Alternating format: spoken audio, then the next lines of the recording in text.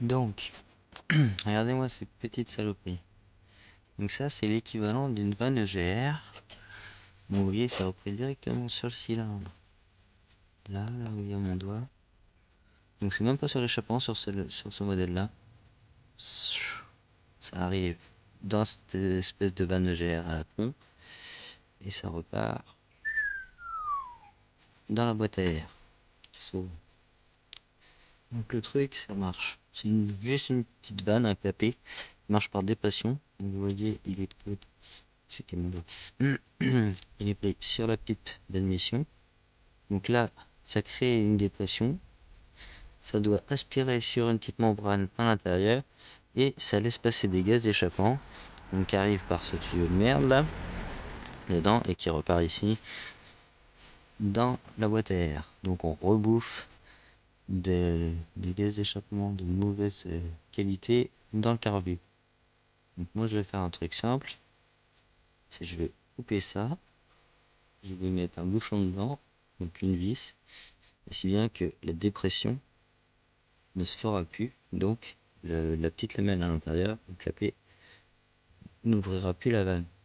Donc comme ça prendra plus d'air. Enfin des gaz d'échappement, ça prendra plus de gaz d'échappement à renvoyer dans la boîte à air. Et puis c'est tout.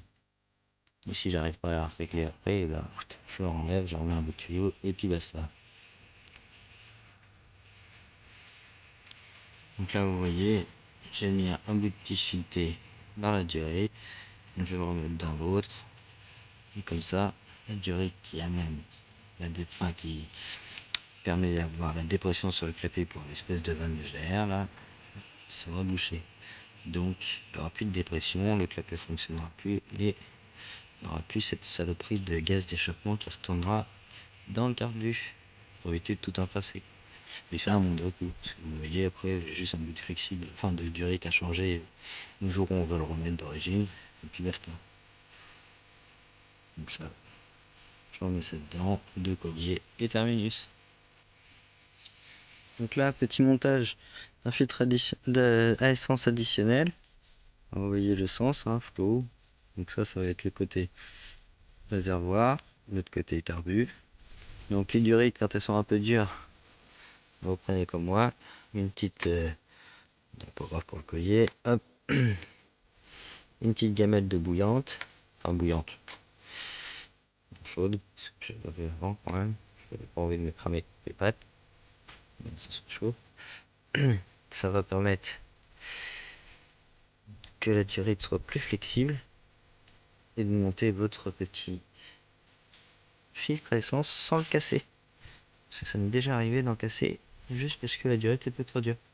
Après en forçant on y arrive, hein, mais si c'est pour le casser, c'est pas la peine. Voilà.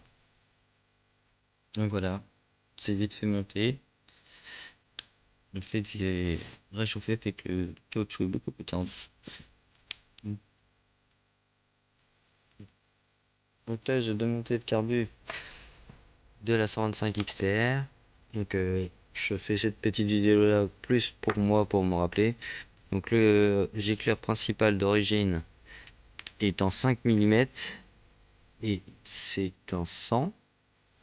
Attends. Parce qu'évidemment, quand on ne démonte pas ça tous les jours, après on s'en rappelle plus. Ça c'est trop gros, je suis péchu.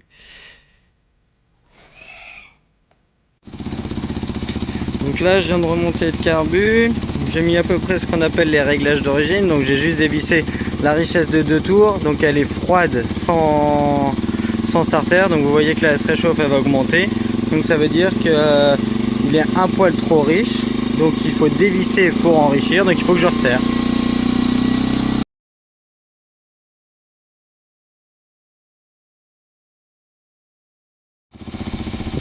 J'ai enfin réussi à régler le ralenti de cette machine. Le truc très simple et très con où je me suis bien fait baiser, j'arrivais pas à la régler, elle restait accélérée à fond dès qu'elle était chaude, je comprenais pas. Bah oui, c'est comme elle était encrassée avant et qu'il fallait rouler tout le temps avec le starter, l'ancien propriétaire avait juste tendu l'accélérateur à fond.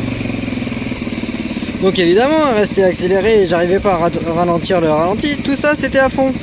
Donc là, je l'ai remis à 0. Bon, tiens, on va le serrer pour pas que ça bouge. Tac. Et bingo!